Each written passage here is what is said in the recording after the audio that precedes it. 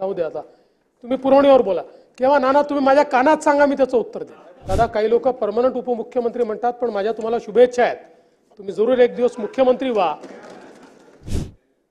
की सकाळपासून संध्याकाळपर्यंत 5-5, 7-7 लोक केवळ एकाच व्यक्तीवर बोलतात पण त्या सगळ्यांचे आभार मानतो आणि रोज प्रश्न विचारला 75 लाख आले कुठून, 75 लाख आले कुठून, कुठूनच आले नाही। जनतेने जाऊन महायुतीला मतदान केलं आणि आम्हाला निवडून आणलं फक्त पवार साहेबांचं। कारण हा देशातला एक अतिशय बॅलन्स नेता आहे। बघा यापूर्वी नाना तुमच्या पक्षाने अनेक वेळा ईव्हीएमचा मुद्दा मांडला, पवार साहेबांनी कधी मांडला कधीच नाही, हारले तरी जिंकले तरी। यावेळी मात्र पहिल्यांदा पवार साहेबांनी एक नवीनच लॉजिक आणलं, म्हणाले ईव्हीएमचं सेटिंग असं झालं आहे की छोटी राज्य आम्ही जिंकतो आणि मोठी राज्य हे जिंकतात। कर्नाटक छोटं राज्य आहे, बंगाल छोटं राज्य आहे, जाऊ द्या पण तर राष्ट्रवादी काँग्रेस शरद पवार पार्टीला ही कोणची पद्धत आहे, ही कोणची लोकशाही आहे की लोकशाहीमध्ये अशा प्रकारे लोकांना धमकवायचं। प्रश्न असा आहे की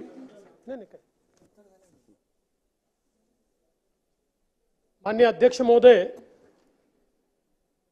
माननीय राज्यपालांचं अभिभाषण आणि त्यावरील जो धन्यवादाचा प्रस्ताव आहे या प्रस्तावावर खालील माननीय सदस्यांनी या ठिकाणी आपलं मत मांडलं। ॲडव्होकेट पराग अळवणी, श्री चेतन तुपे, श्री भास्कर जाधव, सुरेश धस, श्री तुकाराम काते, सर्वश्री किरणजी लामटे, रईसजी शेख, प्रवीणजी दटके, संजयजी गायकवाड, शेखरजी निकम, सुनीलजी प्रभू, अतुलजी भातकळकर, निलेशजी राणे, शरदजी सोनावणे, ॲडव्होकेट राहुल कुल, सर्वश्री प्राध्यापक रमेश बोरनारे, काशीनाथजी दाते, श्रीमती नमिताताई मुंदडा, सर्वश्री अमीन पटेल, दिलीपजी लांडे, राजकुमार बडोले, संदीपजी क्षीरसागर, सत्यजितजी देशमुख, सुहासजी बाबर, मोहम्मद मुफ्ती इस्माईल, सर्वश्री सचिन पाटील, कैलाशजी पाटील, स्नेहाताई दुबे, मंजुळाताई गावित, वरुणजी सरदेसाई, मनोजजी जामसुतकर, बबनरावजी लोणीकर, माऊली कटकेजी, सीमाताई हिरे, विजयजी वडेट्टीवार, सन्मान्य राजन नाईकजी, मनीषाताई चौधरी, अबू आझमीजी, गजानन लवटेजी, विनोद अग्रवालजी, हिरामण खोसकरजी, नितीन राऊत साहेब, बाबासाहेब देशमुख, अभिजित पाटीलजी, सिद्धार्थजी खरात, रोहितजी पाटील, अतुलजी भोसले, श्रीमती ज्योतिताई गायकवाड, श्री प्रवीणजी स्वामी, श्री बापूसाहेब पठारे, श्रीमती सुलभा खोडके, श्री अमोल खताळ, श्री अनंत नर, श्रीमती सना मलिक, सर्वश्री हारून खान, गोपीचंदजी पडळकर, सिद्धार्थजी शिरोळे, मनोजजी कायंदे, हेमंतजी ओगले, संजयजी देरकर, श्री रामदासजी मसराम, साजिदजी पठाण, राजूजी नवघरे, श्री बाबाजी काळे अशा 64 सन्माननीय सदस्यांनी अच्छा आपण शेवटी केलं बरोबर आहे। आणि आमचे मित्र केलंच नाही पण आता उत्तर चालू झालं, जाऊ दे आता तुम्ही पुरवणीवर बोला किंवा नाना तुम्ही माझ्या कानात सांगा मी त्याचं उत्तर देईन।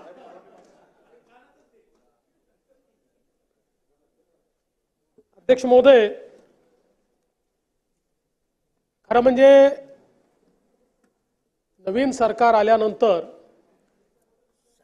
विधानसभेतलं हे माझं पहिलंच भाषण आहे आणि म्हणून मी सर्वप्रथम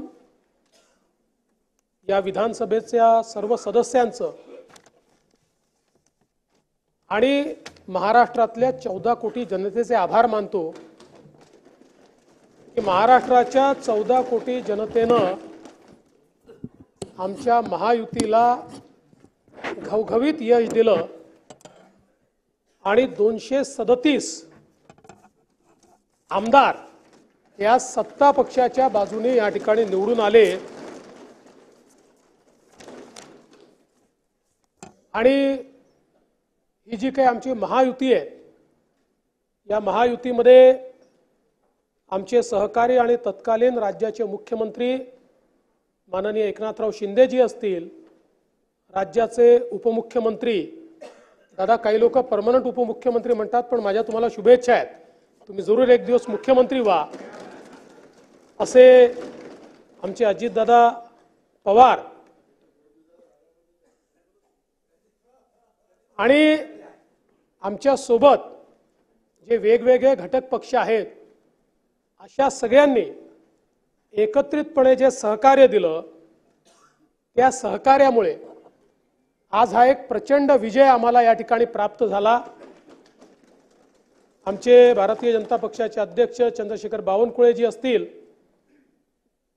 यांनी पक्षाला अत्यंत चांगल्या प्रकारे नेतृत्व दिलं आणि हे सगळं होत असताना खरं म्हणजे देशाचे प्रधानमंत्री माननीय नरेंद्र मोदीजी यांनी एक नारा दिला, एक है तो सेफ है। समाज एकसंघ राहिला तर आपण पुढे जाऊ शकू, हा जो काही नारा दिला, खऱ्या अर्थानं त्याला महाराष्ट्राने रिस्पॉन्ड केलाय, प्रतिसाद दिलाय आणि त्यातून एक मोठा विजय महाराष्ट्रामध्ये आमच्या महायुतीला या ठिकाणी प्राप्त झाला। खरं म्हणजे गेली 5 वर्ष ही या महाराष्ट्राकरता अत्यंत संक्रमणाची वर्ष होती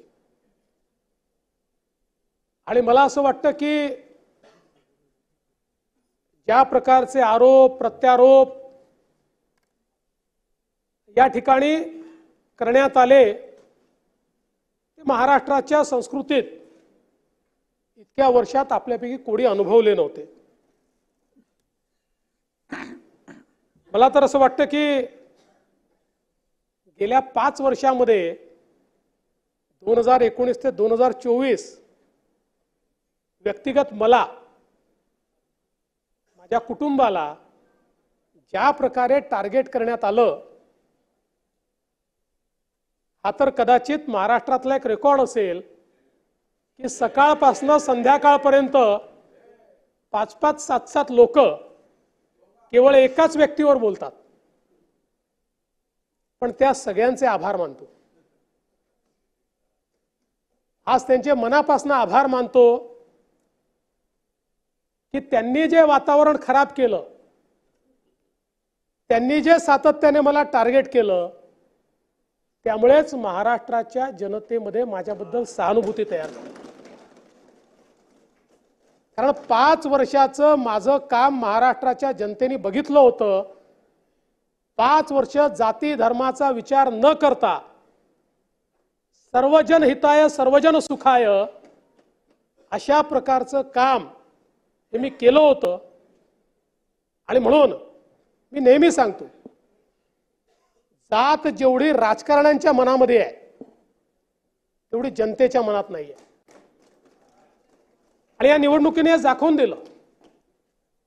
ज्यांनी ज्यांनी वेगवेगळ्या प्रकारचं पोलरायझेशन करण्याचा प्रयत्न केला, ते सगळे पोलरायझेशन ध्वस्त झाले, समाज एकसंघ झाला आणि सगळ्यांनी महायुतीला मतदान केलं। जवळजवळ 50% मतं महाराष्ट्राच्या जुन्या इतिहासात आपण काढून बघा, विधानसभेच्या निवडणुकीत गेल्या 30 वर्षात तरी 50% मतं कोणाला मिळालेली नाहीत, ती 50% मतं या महायुतीला या ठिकाणी निश्चितपणे मिळाली। आणि मी त्याही वेळी सांगितलं होतं की मी आधुनिक अभिमन्यू आहे, मला चक्रव्यूह भेदता येतो। माझ्या चारीकडे चक्रव्यूह तयार करण्याचा प्रयत्न झाला, पण तो चक्रव्यूह भेदून त्या ठिकाणी आज या जागेवर मी उभा आहे आणि अर्थातच याचं श्रेय माझं नाही, याचं श्रेय माझ्या पक्षाचं आहे आणि माझ्या सोबत काम करणारे आमचे जे सहकारी आहेत, शिवसेना असेल, राष्ट्रवादी काँग्रेस असेल, आमचे जे सगळे मित्रपक्ष असतील, त्यांचं श्रेय आहे, महाराष्ट्राच्या जनतेचं हे श्रेय आहे. आणि म्हणून मी एवढंच म्हणेन कि आंधियों में भी जो जलता हुआ मिल जाएगा, आंधियों में भी जो जलता हुआ मिल जाएगा, उस दिए से पूछना मेरा पता मिल जाएगा.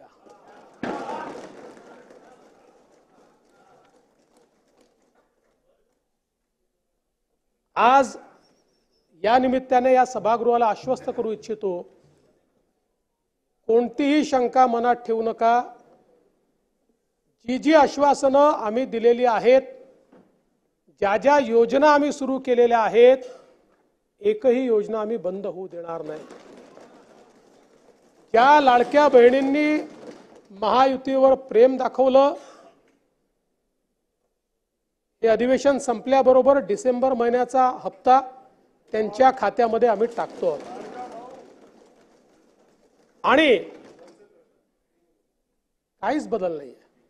नाना, मी या ठिकाणी स्पष्ट करू इच्छितो, कुठलेही नवीन निकष नाहीत. आता तर सगळ्यांनाच टाकतो, पण ॲपरंटली असं लक्षात येत आहे की काहींनी 4-4 खाती उघडलेली आहेत. तर जसं समाजामध्ये चांगल्या प्रवृत्ती असतात, त्याच्या काही वाईट प्रवृत्ती असतात. एखादी योजना जर चुकीच्या पद्धतीने कोणी वापरत असेल तर जनतेचा पैसा आहे, तुमची आमची सगळ्यांची जबाबदारी आहे की तो योग्य प्रकारे गेला पाहिजे. आता मागच्या काळात आम्हाला लक्षात आलं, माणसानीच 9 खाती काढली. आता त्याला लाडकी बहीण म्हणायचं कसं? पण लाडका भाऊ म्हणू शकत नाही, कारण बहिणींच्या पैशावर डल्ला मारतो तो लाडका भाऊ कसा? त्यामुळे असे जे आहेत,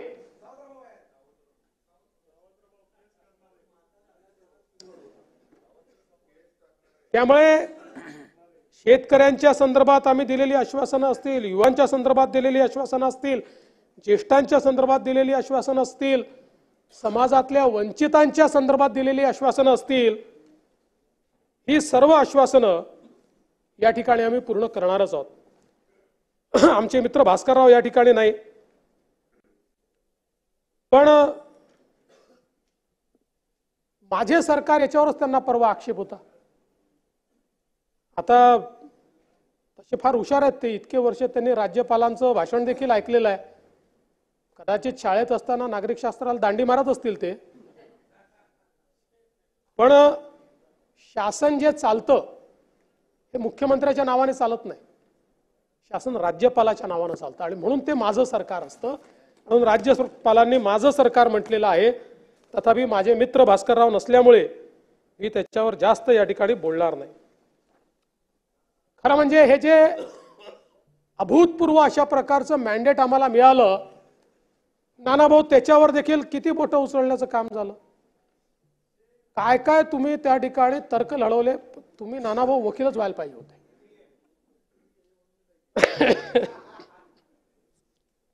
सिब्बल वगैरे साहेबांना काही फार स्कोप राहिला नसता, पटोलेच राहिले असते. अतिरिक्त 74 लाख मतं आली कुठून? सांगतो कुठून आली. नाही सांगतो निवडणूक आयोगाने 10 सांगितलं, तुमच्या कानातच जात नाही. आणि तुमच्या कानात गेलं नाही तरी चालतं. तुमच्या फेक नरेटिव्ह फॅक्टरीला उद्ध्वस्त करण्याचं काम जे आम्ही लोकसभेनंतर केलं, पुन्हा तुम्ही नव्याने फेक नरेटिव्ह फॅक्टरी सुरू केलेली आहे, ती आता उद्ध्वस्त करण्याकरता मी उभा आहे. एकूण विधानसभा निवडणुकीमध्ये मतदार होते 9,70,25,119. यापैकी मतदान झालं 6,10,40,48,195, म्हणजे 66.5%. सकाळी 7 ते 9 मध्ये 6.61%, म्हणजे 64,13,360. सकाळी 9 ते 11 मध्ये 11.53%, म्हणजे किती? 1,11,86,996. सकाळी 11 ते दुपारी 1 मध्ये किती झालं? 14%, म्हणजे 1,36,22,327. दुपारी 1 ते 3 मध्ये किती झालं? 13.35%, म्हणजे 1,29,52,000 853. दुपारी 3 ते 5 मध्ये किती झालं? 12.69%, म्हणजे 1,23,12,488. सायंकाळी 5 ते 6 या वेळामध्ये 6 वाजेपूर्वी जेवढे लोक आतमध्ये येतात त्यांना सगळ्यांना आपण आत घेतो.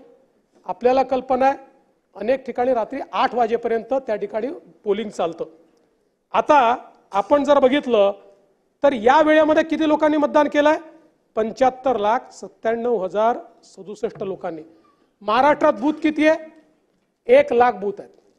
म्हणजे ॲव्हरेज एका बूथवर किती लोकांनी मतदान केलंय? 75 लोकांनी मतदान केलेलं आहे. आणि आपण जर बघितलं तरी एकूण वाढ किती आहे? म्हणजे आपण जर 5 वाजेपर्यंतची आकडेवारी इलेक्शन कमिशन जाहीर करतं, त्याच्यानंतरची आकडेवारी ही दुसऱ्या दिवशी जाहीर होते. आणि हे आज नाही आहे, आजपर्यंतच्या प्रत्येक निवडणुकीत हे झालेलं आहे. त्यामुळे 5 वाजेपर्यंत 58.22% होतं. अंतिम आकडेवारी आली 66, म्हणजे 7.83% हे मतदान या कालावधीमध्ये वाढलेलं आपल्याला पाहायला मिळत आहे. आणि आपण जर बघितलं सरासरी प्रत्येक तासाला किती टक्केवारी आहे? ती आहे 5.83%. प्रत्येक तासाला 5.83%. सरासरी ताशी मतदान जवळपास 60 लाखाचं आहे. प्रति मिनिट मतदान हे जवळपास 98,000, 97,103 एवढं मतदान प्रति ताशी झाले, प्रति मिनिट झालेलं आहे. याचाच अर्थ एकूण जर आपण विचार केला तर याला पर्सेंटेजमध्ये जरी आपण विभागलं तरी देखील 6 वाजेनंतरचं मतदान किती असं आपण त्याचा एक हिशोब लावू सरासरीचा, तर ते केवळ या ठिकाणी 17 लाख आहे. 17 लाख. त्यामुळे आपण जर 5 ते 6 या वेळातलं मतदानच गृहीत धरलं नाही आणि रोज प्रश्न विचारला 75 लाख आले कुठून, 75 लाख आले कुठून, कुठूनच आले नाही. जनतेने जाऊन महायुतीला मतदान केलं आणि आम्हाला निवडून आणलं. त्यामुळे अशा प्रकारचा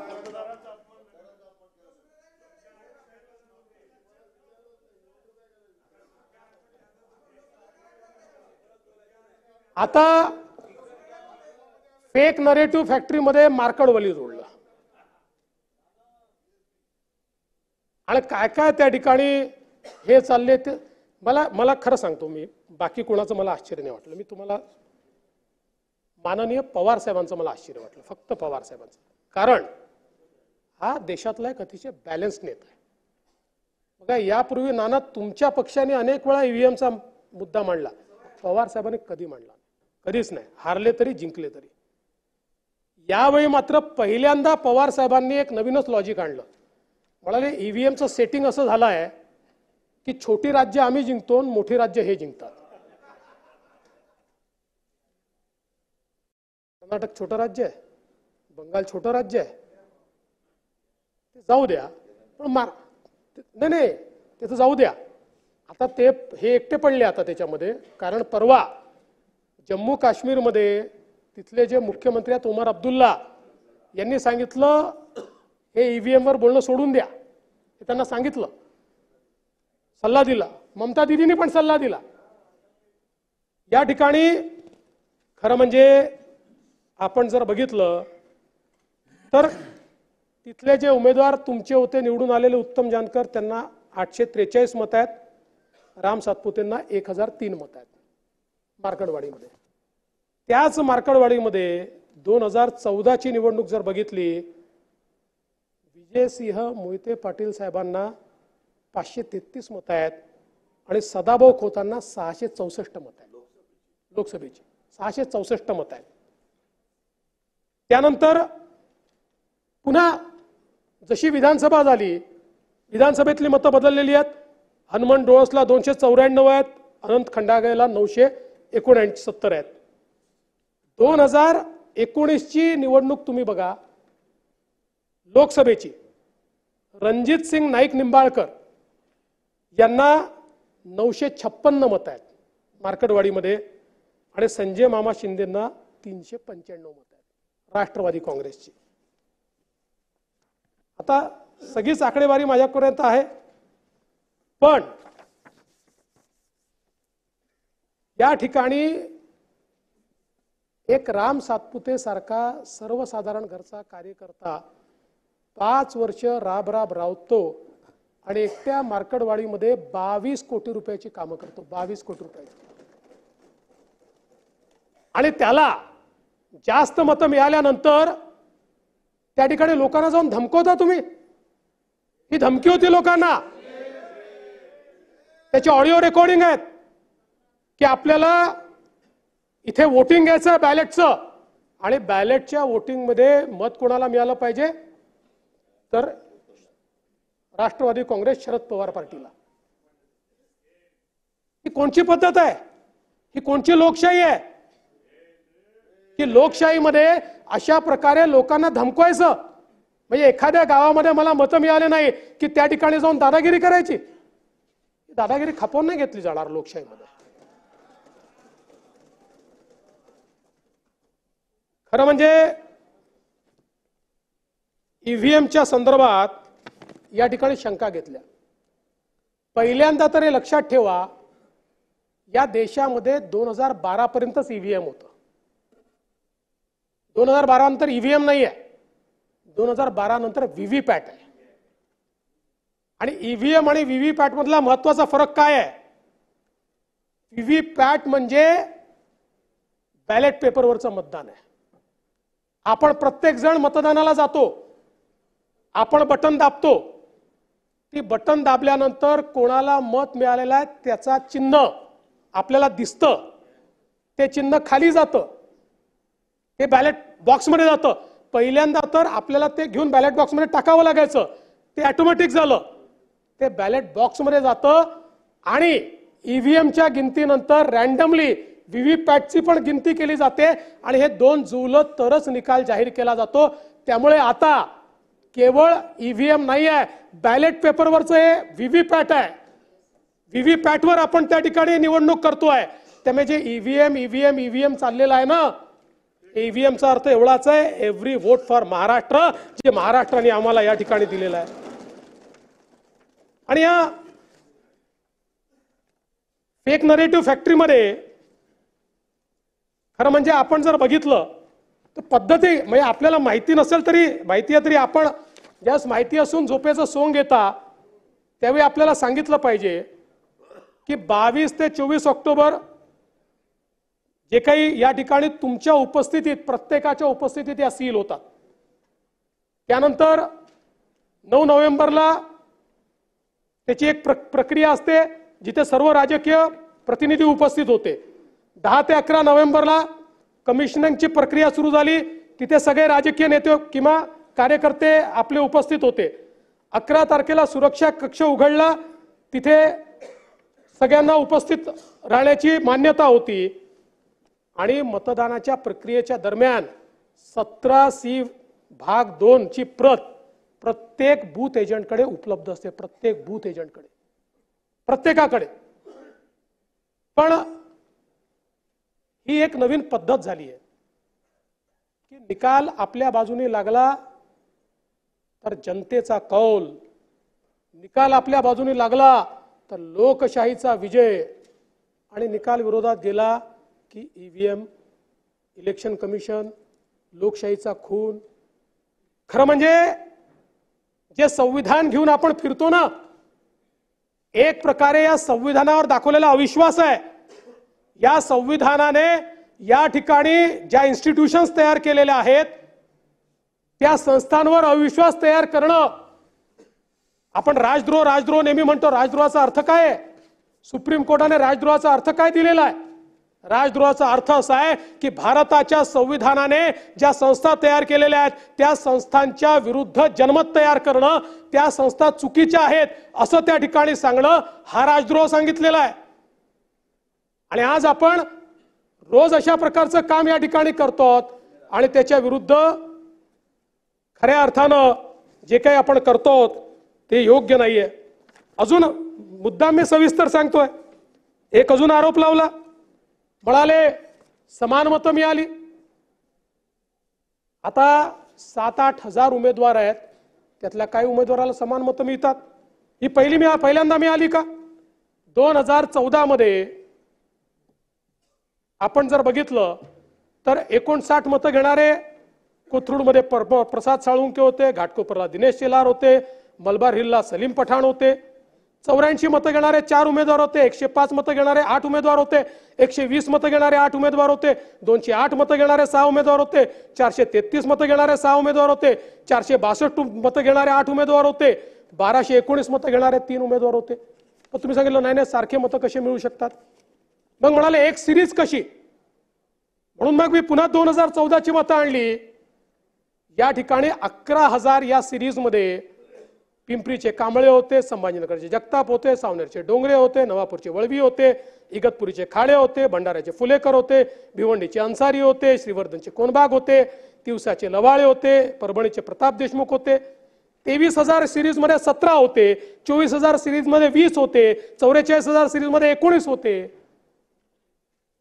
त्यामुळे मला असं वाटतं की आपल्या मनाचं समाधान करून घेण्याकरता खरं म्हणजे हे जे काही आपण सांगतो अगदी 254 मतं एक्झॅक्ट घेणारे देखील 6 उमेदवार होते. खरं तर आपण एक अजून शोध लावला. म्हणाले काही ठिकाणी जे ईव्हीएम मध्ये जिंकलेत ते पोस्टल मध्ये कसे हारले आणि पोस्टल मध्ये जिंकलेत ते ईव्हीएम मध्ये कसे हारले. नेहमीच होतं नानाभाऊ, आपल्याला तर माहिती आहे. नेहमी नानाभाऊ तुमचं नाव याकरता घेतो, तुम्ही समोर बसले, जे बोलले त्यांना हे उत्तर आहे. आता आपण बघा 2019 साली आपले शहाजी बापू त्यांना ईव्हीएम मध्ये त्यांना पोस्टल मध्ये 701 मतं होती, अनिकेत देशमुख यांना 1008 मतं होती, पण शहाजी बापू जिंकले. आपण जर बघितलं तर हरीश पिंपळेंना 287 मतं होती, राठींना 306 मतं होती, हरीश पिंपळे 1910 मतांनी जिंकले. मनोहर चंद्रिकापुरेंना 488 मतं होती, राजकुमार बडोलेंना 576 मतं होती, पण मनोहर चंद्रिकापुरे जिंकले आपल्या गोंदिया जिल्ह्यातले. रईस शेख यांना 6 मते होती, रुपेश म्हात्रेंना 956 मतं होती, रईस शेख 956 मतांनी जिंकले. आणि आपण जर बघितलं तर अशाच प्रकारे आता माननीय नाना पटोले साहेब, रोहित पवार साहेब, साजिद पठाण साहेब, मंदाताई म्हात्रे, संजय गायकवाड असेच जिंकले. त्याच्यामुळे हे काही पहिल्यांदा होतं असं नाही आहे. तेच झालं नांदेडमध्ये, सेम, काही वेगळं नाही झालं. आणि ईव्हीएमच्या संदर्भात तुम्हाला थोडी हिस्ट्री पण मला सांगितली पाहिजे, कारण इतकं ईव्हीएम चाललंय. 6 ऑगस्ट 1980 रोजी ईव्हीएमचं पहिलं सादरीकरण झालं. 19 मे 1982 रोजी निवडणुकीमध्ये ईव्हीएमचा पहिल्यांदा वापर झाला. कधी? 82 ला.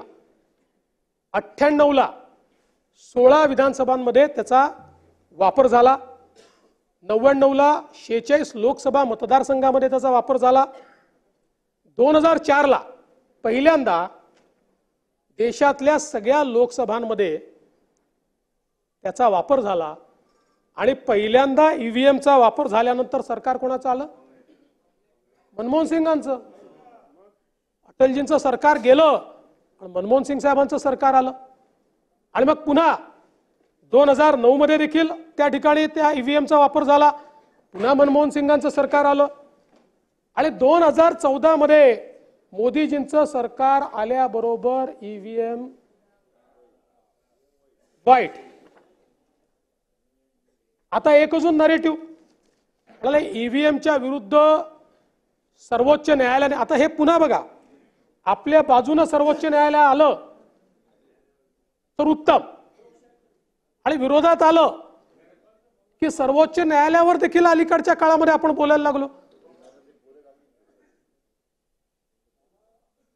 असं आहे, किती पिटिशन निघाली आहेत माहिती ईव्हीएमच्या विरुद्ध?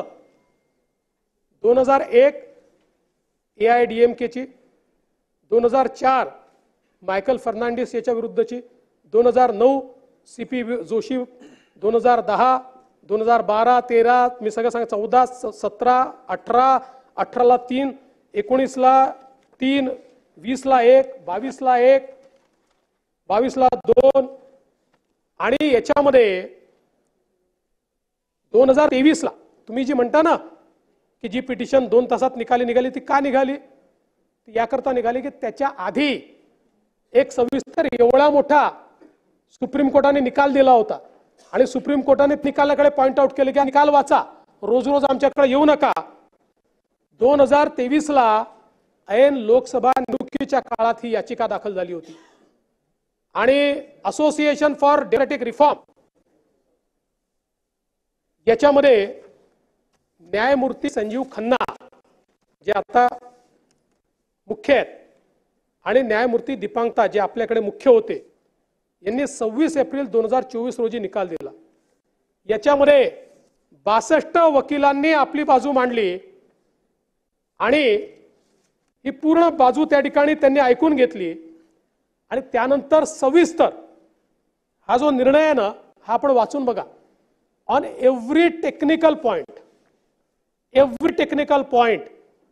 सुप्रीम कोर्टाने त्याच्यावर विश्लेषण केलेलं आहे. प्रत्येक जे जे मुद्दे मांडले गेले होते त्या प्रत्येक मुद्द्यावर त्या ठिकाणी विश्लेषण केलेलं आहे आणि सगळं सांगितलं आहे त्यांनी की सीसीटीव्ही फुटेज वगैरे ते जाऊ नये, मी सगळ्याच्यात जात नाही. आणि एवढंच नाही, आपण बाहेर बोलतो. निवडणूक आयोगाने सर्व राजकीय पक्षांना खुलं आव्हान दिलं, ओपन चॅलेंज. 8 दिवस आम्ही तयार आहोत, ज्याला वाटतं ईव्हीएम टॅम्पर होऊ शकते टॅम्पर करून दाखवा. 8 दिवस एक राजकीय पक्ष तिथे गेला नाही. एकाजवळ तंत्रज्ञान नव्हतं, एकाजवळ तंत्रज्ञ नव्हतं, एकाजवळ एक व्यक्ती नव्हता की जो त्या ठिकाणी जाऊन बोलू शकेल. कोणीही गेलं नाही. बाहेर बोलतो आपण पण त्या ठिकाणी कोणी गेलं नाही. त्यामुळे की तुम्हाला ही विनंती आहे, खुल्या मनाने जनादेश स्वीकारा. जोपर्यंत तुम्ही आत्मपरीक्षण करणार नाही तोपर्यंत तुमची परिस्थिती हीच होत राहील.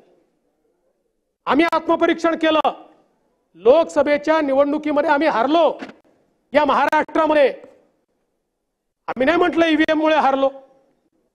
आम्ही सांगितलं हो फेक नरेटिव्ह होता, त्याच्या विरुद्ध थेट नरेटिव्हने उत्तर देऊ.